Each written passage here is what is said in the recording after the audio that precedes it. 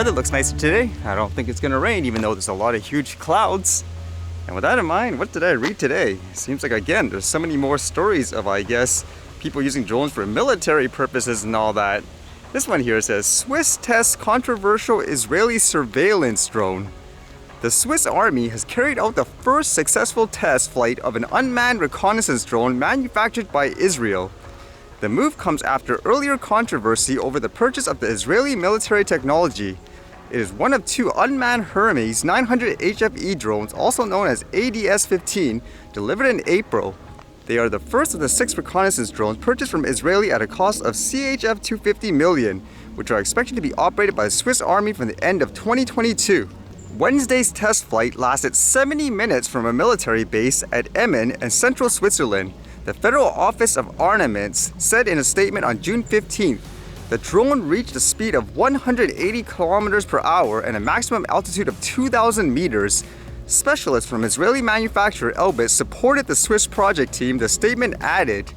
And for usage, it says the 6 drones will be used, among other things, to monitor borders, search for missing persons in the mountains, or assess a situation after a natural disaster. They can also detect aircraft, other drones, and missiles. And there seems to be more stories of farmers recently, I guess, using drones. This one says, new pigeon co-op drones keep farmers up to date with technology. Those are some humongous drones you can see in the picture there, huh? It says the cooperative elevator company in Pigeon showed off its new drones in a recent Facebook video. These new pieces of tech not only provide a co-op members with a new farming tool for planting season, but also ensure that they're up to date with the latest technology. They also come at a time when corn farmers in particular might need them. Tar spot, a fungal disease that develops toward the end of the corn's life cycle, is on its way, according to Vice President of Agronomy at the co-op Dan Abruster. So I suppose the drones will be used to drop things like pesticides. It says this is where the drones can greatly help. By spreading the pesticide quickly over the field at 2 gallons per acre, the drone can carry 30 liters of liquid and almost 66 pounds of dry material like seeds or cover crops. Though they won't be replacing any existing equipment, the drones do provide advantages for certain situations.